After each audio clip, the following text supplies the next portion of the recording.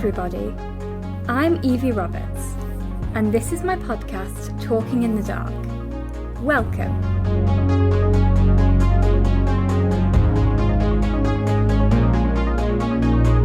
The aim of this podcast is to raise awareness about blindness, visual impairment, and disability in general, in a happy and light-hearted way.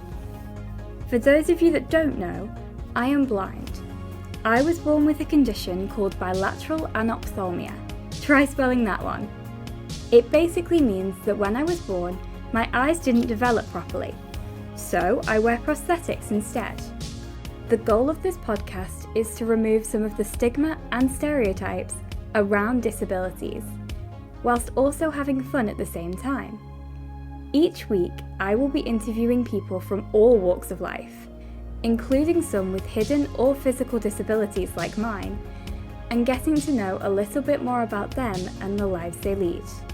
This week, I am very excited to tell you that I will be talking to Katie from the Manx Museum. My name is Evie Roberts, and this is my podcast, Talking in the Dark. Welcome.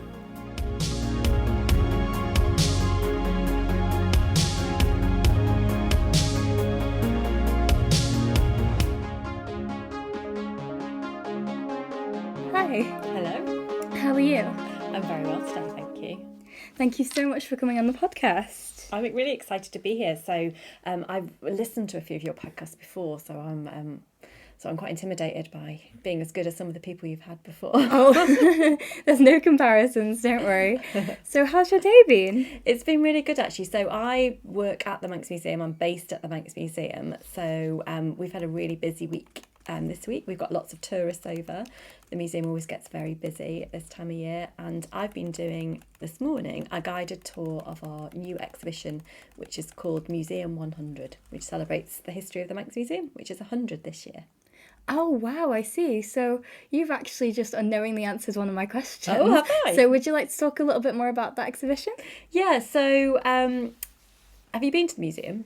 Yeah, I've been a couple of times. Yeah, so that building, the red brick building, it opened in 1922 as the Isle of Man's first national museum. Now, before that time, there was nowhere to go on the island to learn about your own history. And believe it or not, some people thought that there was no point in learning about Manx history because we didn't have much history to talk about.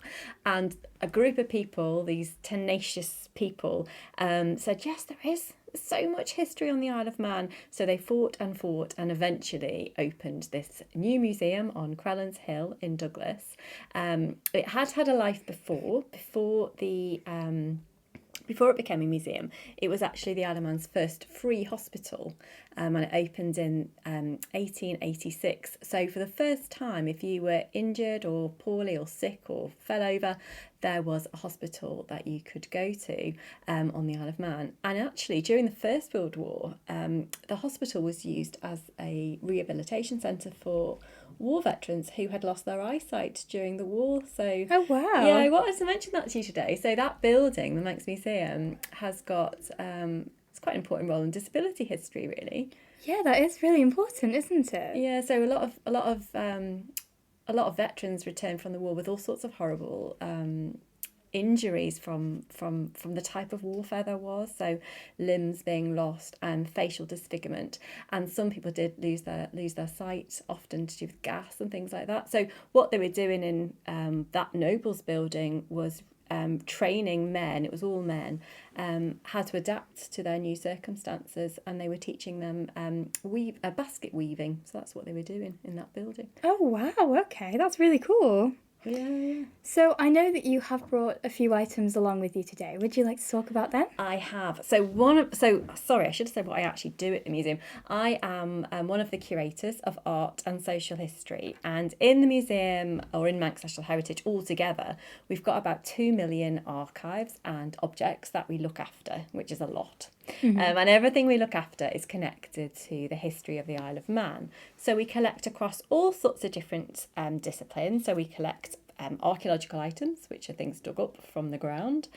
We collect natural history, which is sort of birds and bees and bugs and berries, I suppose, for want of a better word. We collect social history, which is everything that you might be familiar with, sort of things from the modern day as well. And we also collect art. So my responsibility is social history and art. So I've brought some objects with me today, because what I want to say to you is that the objects we hold in our collections aren't just old; they've got stories attached. So the first object I've brought with me, I shall present it to you now, is a large wooden ladle. And if we study the label, it's possibly, I don't know, 40 centimetres long. It's got little tiny holes all over it. Can you remember what I said caused them? Yeah, it was woodworm, wasn't Yeah, it? it's got little woodworm holes all over it. And this object, it was pretty standard in most Manx traditional homes, anything from the 1700s right through to sort of 1900. And it would have been simply used for cooking. And it's clearly been homemade, but it's quite nicely turned. And it's got a lovely smell to it, really.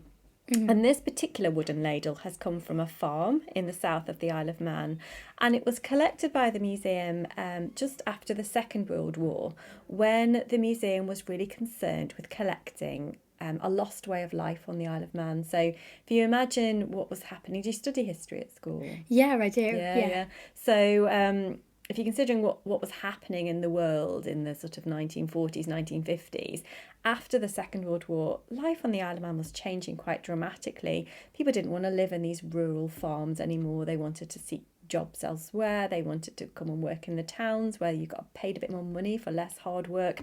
So things were changing, and the museum wanted to capture that change. And one of the things that started to change was the language. So people started speaking English a lot more in the 20th century, and the Manx language stopped being used. So what the museum wanted to do was capture those memories, those traditions, and the objects. So this is one of those objects collected from an ordinary house where those people have moved on and moved out and taken on a modern life, I suppose. Right, okay, that's really cool. The other object I've got is much, much older. About 14,000 years old, if you want to be accurate. Oh, wow. Now, one of the people that started the Manx Museum was a man called Philip Kermode, and he was an archaeologist, or he enjoyed archaeology. And he did a lot of archaeological excavations to try and find a skeleton that he knew there would be on the Isle of Man, a giant deer skeleton. If you've visited the Manx Museum ever, and some of your listeners might have been as well, you'll know that we've got a large giant deer skeleton, a complete skeleton in one of our galleries at the museum, and he's very tall and impressive. And he was found by Mr. Philip Kermode. But in the course of trying to find a complete skeleton of a giant deer that once roamed the Isle of Man, now extinct, he found lots of bits of deer. So what I've got in front of you here, Evie, is a bit of bone. It's a giant deer bone. Would you like to feel the weight of it? We had a look at it before, didn't we? Mm-hmm. So it is in your hands now. How does it feel? It's really cool. It's lighter than I expected it to be, though. It's not too heavy. Yeah, well, they had to have very, very strong necks to hold these enormous 2-metre long antlers on the top of their heads. So that is a bit of the neck bone, the neck vertebra. And I was chatting to Laura, our natural history curator at the museum earlier, because I said to her, is that bone or is that stone, like a fossil, like a dinosaur bone? Yeah. And she explained to me that it's something called a subfossil. So it's so old, it's 14,000 years old.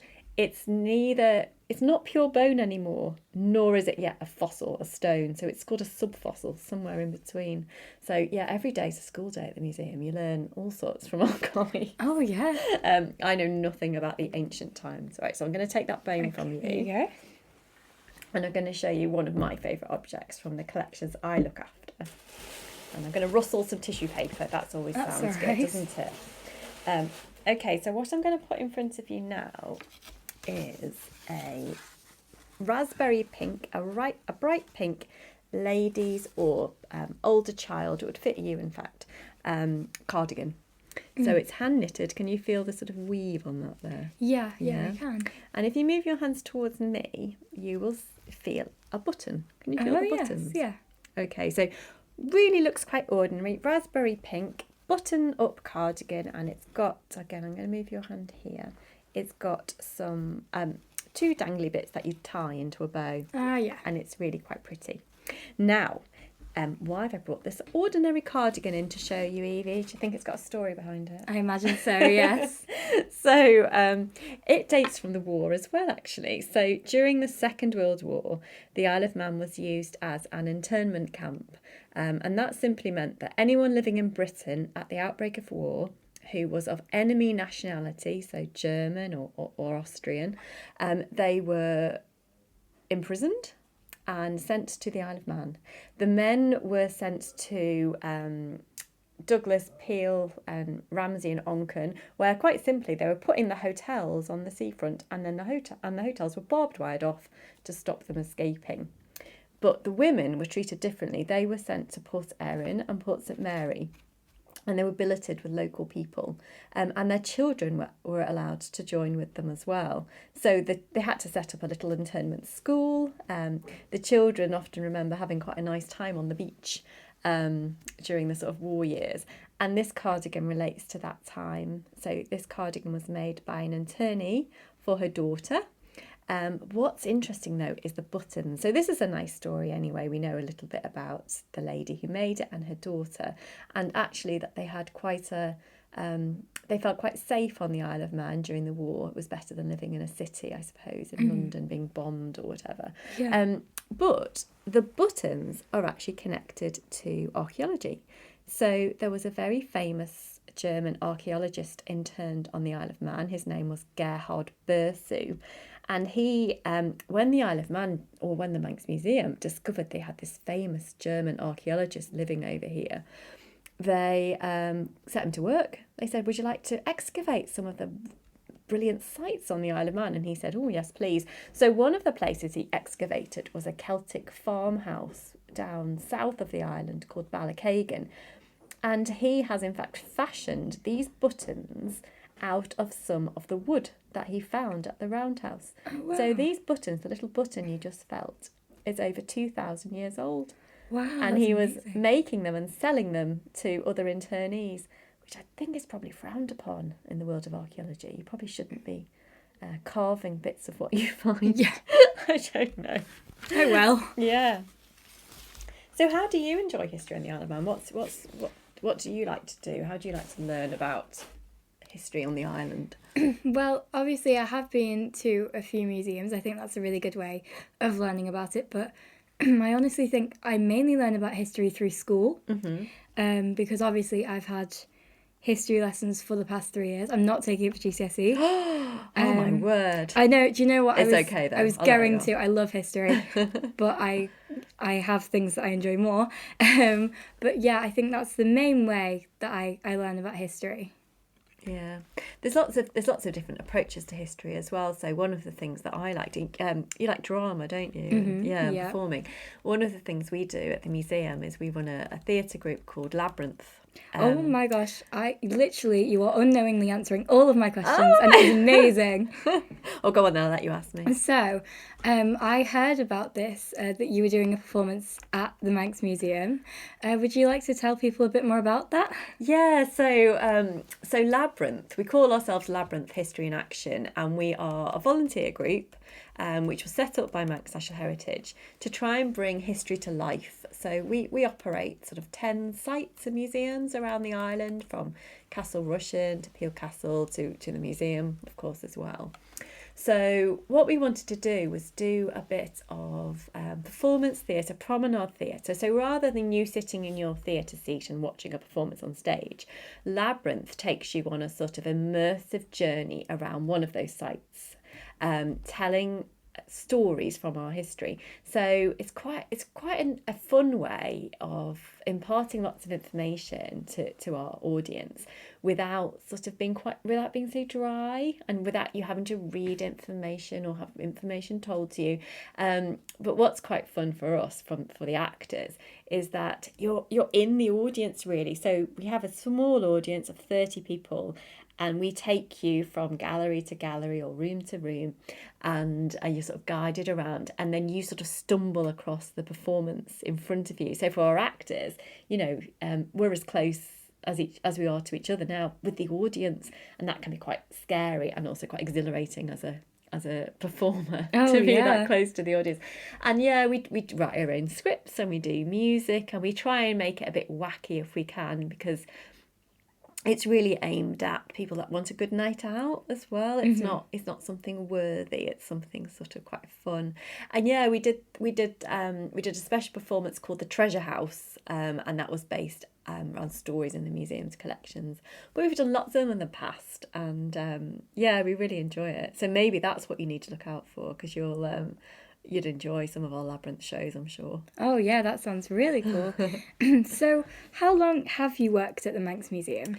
So I've worked for Manx National Heritage, which is the charity that sort of looks after the heritage of the Isle of Man, for 18 years, I think now. Oh, wow. So I started as an assistant curator, which basically meant that I helped the curators largely in stores. So I think I said that we've got about 2 million objects that we look after. A lot of those items are in storage. If you've got things in storage, you need to make sure you're looking after them and you know what you've got and where it is. So I spent a long time making sure that locations were correct, making sure our database was up to date. And then I moved roles and I became the community outreach officer for the organisation. And that meant my role was to work with people who somehow couldn't connect to the history of the Isle of Man, and that might be because they physically couldn't access our sites, or they had stuff going on and they might like history but they couldn't engage with it for whatever reason. So I worked a lot with charities at that time to see what we could do to offer a bespoke heritage experience for different groups.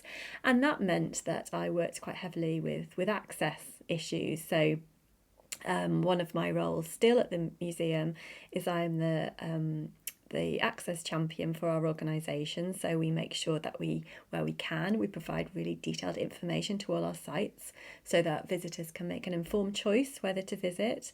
I work quite a lot with Site Matters and the Manx Deaf Society to see what we can do to improve our sites for people, for everybody. And that includes doing handling tours and things like that for people with sight loss and people with visual impairments. And also we do things, we do assisted tours for people with sort of sensory difficulties as well. And we let people know when our sites are quieter, and also we've got things at the Manx Museum like a quiet room for people that need a bit of a step out from the galleries, which can be busy. And we've also got the island's first changing place toilet, which is a toilet with a hoist and a changing mat, so that adults that need that facility in Douglas can use it when they're out and about. So you don't have to be, on a museum visit. You can just use that facility, and we're really proud of the work we do in that area to try and make sure that everybody can have a good experience at our sites if we can. That's amazing, because I know I've been to several different museums, sort of on and off island, and I've sort of experienced several different ways of, catering for, I guess, accessibility and visual impaired visitors. And I think making sure everyone's included and has the same experience is really important. One of the it's like equitable, isn't it, that everyone's got the same experience. One of the things that we've done, actually I should have said, at Museum 100 is we worked with the children's theatre company Hello Little People. I don't know if you've ever encountered them. I've heard of them, yeah. The directors are Chloe and Michelle, and they're they're so charismatic, they're so lovely to work with. So we wanted to create an audio trail around the museum aimed at children, so it's sort of ages 8 to maybe probably your age, probably 8 to 13, and that's the sort of age bracket we were looking at. And basically they set you a challenge. So if you go into the Museum 100 exhibition, it encourages you to take part in this audio adventure, and it says you are Agent 100 and you have to solve all these sort of clues around the museum, but all done through audio. So it takes you around all the galleries and you have to do various activities. and that's been really popular. So with the summer holidays coming up, it's well worth mentioning that again, because in October it all finishes. So our Museum 100 closes, and Mission 100, which Hello Little People developed for us, will end as well. So you want to make sure you get down. How do you deal with tech and stuff like that? Are you very tech savvy? I don't know whether to call myself tech savvy, because I don't, I'm not as good as some of my friends are. But then I guess I just have different ways of navigating with it. So I have a phone, and that talks to me, that has voiceover on, and that will read out everything that I look at, read out my messages, and that means I can stay in contact with my friends. It's really good. And I also have, I don't think I've ever mentioned this, but as you can see in front of me, I guess it looks like a tablet almost, doesn't it? And that is my Braille Note Touch, which is something that goes around school with me, and I take it to all my classes. And it's got 6 keys, just like a normal Brailler would. And I can type on that. That's how I do all my schoolwork, and I can read what I type. But it also has a screen that attaches, which means my teachers can read what I type too, because it converts the Braille to print. So yeah, I have various different ways of navigating tech, and my mum calls me techie, but I don't know if I'm particularly techie. Well, I was speaking to a lady from Psych Matters recently, and she was saying how she finds it amazing that younger people, your generation coming through, how it's so natural to you, whereas she can't access any of that because she feels like she's the older generation and she can't access that material. Where did you learn to read Braille? So I've always had support from the VI team, or the Vision Support Service, which are part of the Department of Education. So I think I started learning Braille when I was about 2 or 3. Wow. And I had someone teach me, from that service, and I sort of learned most of it when I was about 9 or 10. It just looks amazing. It looks like an amazing skill. Is there many other people on the island that read Braille? I'm not too sure. I think people tend to only use Braille when they have very little sight or no sight, and that's the only option for them. But I think most people on the island, I could be wrong here, but most people on the island have enough sight that they can read in a bigger font. That's what I've been told, and one of the things that we sometimes talk about at the museum is, should we be putting in Braille signage, and then we're often told, well, there's not many users on Ireland, but if you factor in the visiting population as well, I guess that's much higher, isn't it?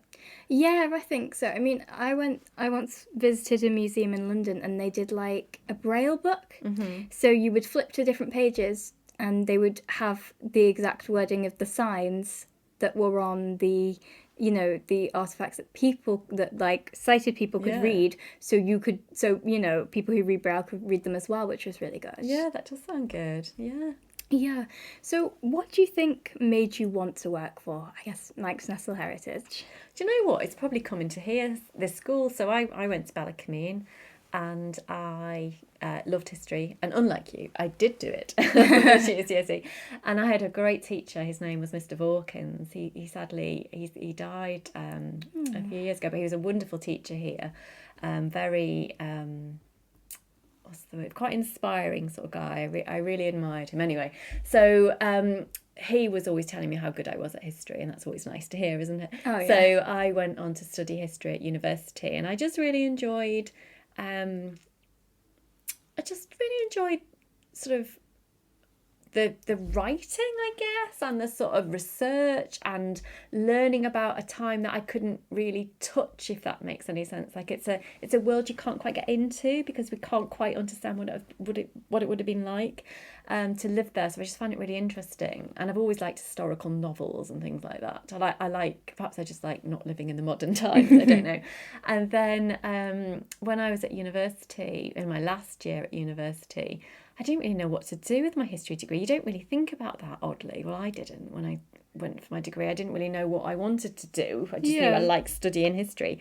And then I thought, oh, maybe I could do history teaching. That was always an option, or law, stuff like that. And I went into a secondary school in Liverpool for a little bit for practice, like volunteering, and I hated it. And people threw a chair at my head, and I didn't like it. It wasn't for me. So then I remember going to a careers fair, and there was a lady and sat in the corner of the room wearing a dusty sort of cardigan. She looked really light and kind, and she was from a museum, and she was saying, oh, have you thought about working in museums? And I thought, oh, that'll be perfect for me. I love the olden days. And then I just thought, oh yeah, okay, the British Museum are probably going to write to me now and ask me, give me a job, because not many people will want to work in museums, surely, I thought to myself.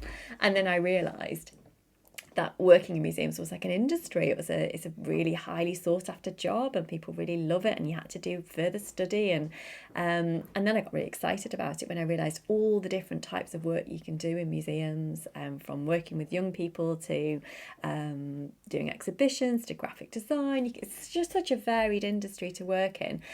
So I eventually decided to do a master's in museum studies, which I did, and then I worked, I volunteered actually in a museum in the Lake District, and then I got my first paid job for National Museums Liverpool, which I thoroughly enjoyed, and I worked there for a little bit, and then a job came up on the Isle of Man, which is where I was from, so I came back for a couple of years and still here now.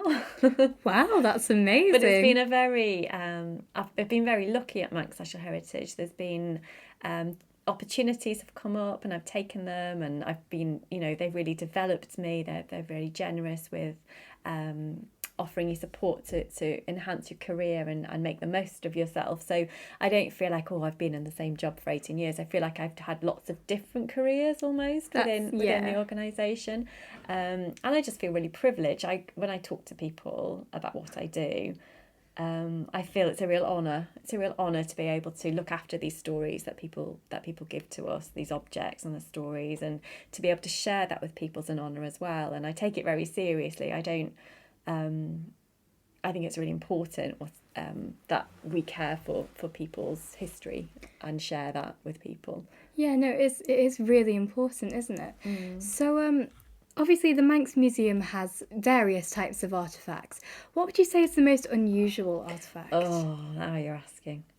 It really depends what mood I'm in to answer that question. I think one of the things I really like at the moment, and it's not my area, it's archaeology, but it's a little tiny, and it's on display in Museum 100. It's a little tiny silver coin, a little bit bigger than a 5p piece perhaps, or maybe the size of a penny, a modern penny, and it's pure silver. And it was part of a big Viking hoard that was discovered, a big Viking treasure hoard that was discovered in the Isle of Man in the 1890s.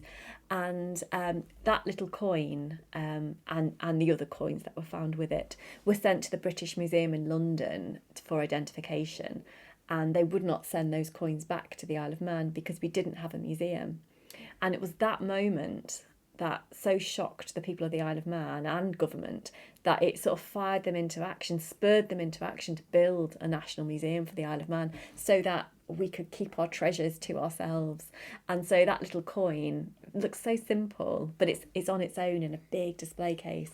That little coin triggered the building for the Manx Museum, and it's object number 1. So those 2 million things we've got, it's got the number 1. And I just think that's really cool. That's really cool. But we've got a lot of wacky objects. I do quite like... have you ever heard of Arthur Cayley, the Sulby Giant?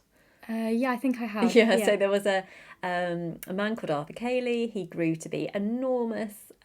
He was a true giant. His bones and his body were all in proportion. He was a very, very tall man.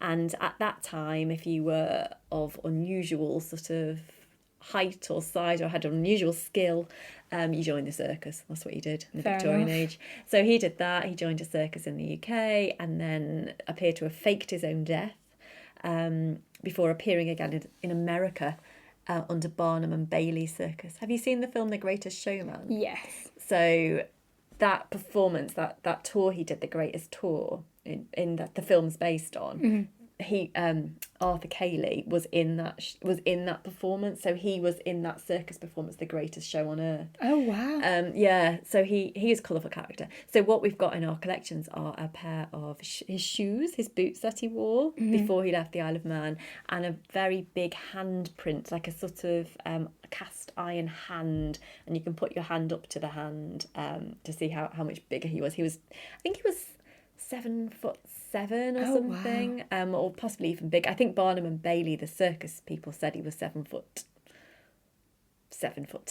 or something enormous. But yeah, so we've got quirky objects as well. So, but it's all, for me, it's all about the story behind the object. I think. Definitely. And my last question for you: what would you say is your favourite object that the Manx Museum has? I'm very attached to this cardigan I brought today because I really like the idea of this eminent German archaeologist attacking what he's found and turning them into buttons. Because I know archaeologists today, and I just don't think they do that. I think that would be quite strange. There's so many pieces of art that I look after that I really love, but I think one of my favourites is a painting by a Manx artist called John Miller Nicholson.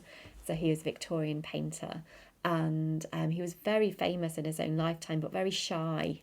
And because he was quite shy, he didn't really sell his art, and he's not very well known outside the Isle of Man today, but his artwork's beautiful.